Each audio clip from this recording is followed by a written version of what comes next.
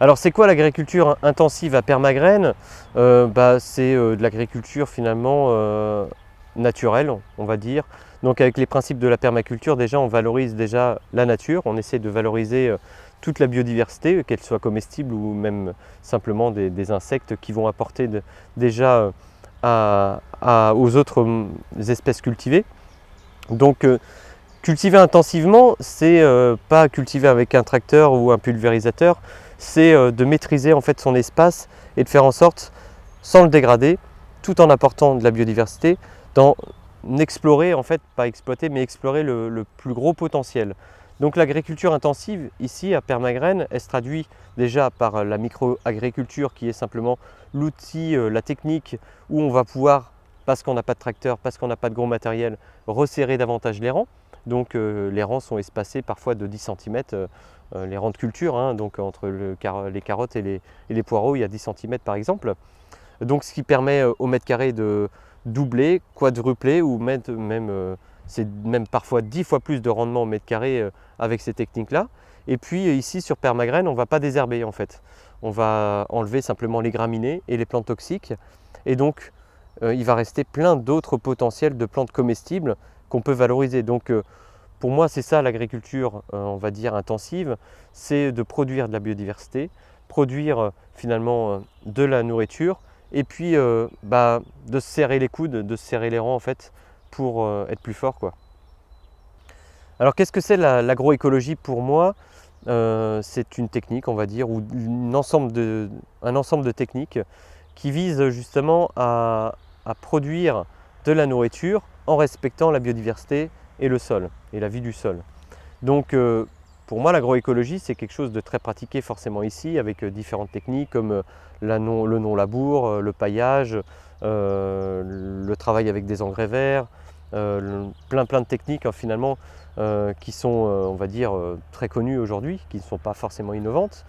Et la permaculture c'est autre chose, c'est une méthode de conception, c'est comment on va aménager le lieu, comment on va aménager l'espace, comment on va aménager la ferme, l'outil de production, pour qu'il accueille le maximum de biodiversité et qu'il accueille le maximum aussi de potentiel pour produire de la biodiversité cultivée, des légumes.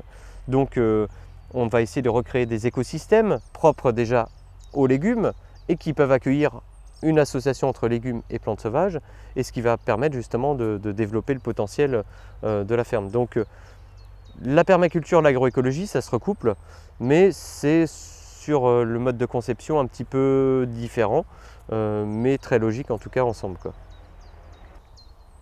Alors les techniques culturales qu'on utilise ici à Permagraine, bon, elles sont essentiellement basées autour de l'agroécologie, donc tout ce qui est rotation des cultures. Ici on fait une rotation sur 4 années, donc 4 années de rotation de culture avec première année légumes gourmands, là où on va mettre beaucoup de matière organique, et on n'en remettra pas pendant 4 ans, puisque l'année d'après, après les légumes gourmands, donc principalement les courges, on mettra les légumes racines, donc carottes, betteraves, etc. Ensuite les légumes feuilles, tout ce qui est épinards, tout ce qui est salade, etc. Et à la 4e année, on mettra les légumes plutôt type légumineuses, qu'on appelle les légumes fleurs, qui sont relativement autonomes sur un sol qui est moins riche. Donc ça c'est une première chose. Avec ces techniques, ça nous permet de mettre moins de fumier, parce que le fumier est rare en agriculture urbaine, hein. Il faut déjà aller le chercher dans les fermes aux alentours, ou alors le produire, mais on n'a souvent pas la place. Donc il est rare ce fumier. En excédent, il peut être mauvais pour certaines plantes, donc ça permet d'équilibrer aussi cet apport de compost et de matière organique. C'est souvent une corvée de mettre du fumier parce qu'on travaille sans tracteur en agriculture urbaine, donc c'est à la main, à la brouette, donc de mettre une brouette de fumier tous les 4 ans sur une parcelle, c'est beaucoup moins de boulot.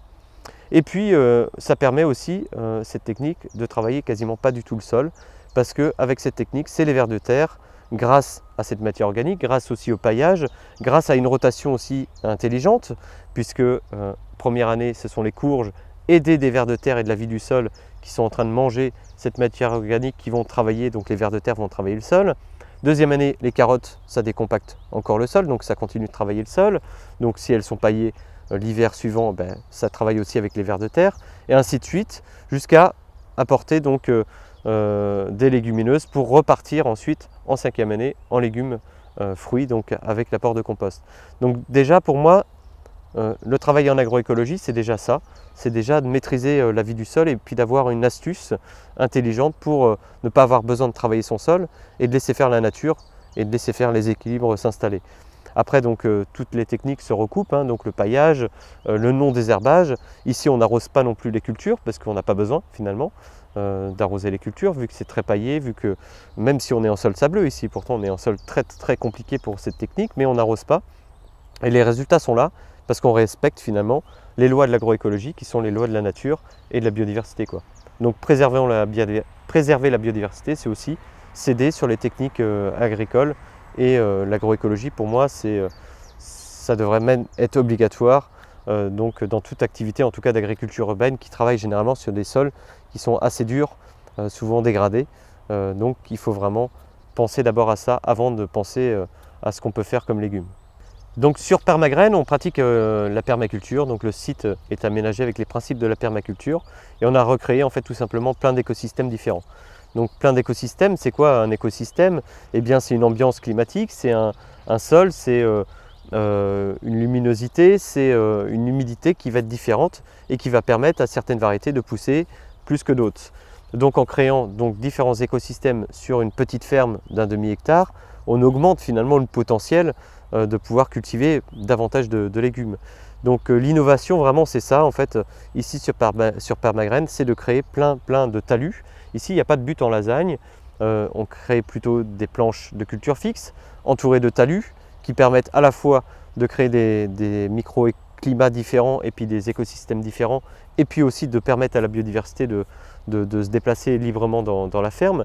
Donc si vous venez sur Permagraine, vous verrez que c'est un vrai labyrinthe avec des petites buttes, des planches au sol, des planches surélevées, des mandalas, etc.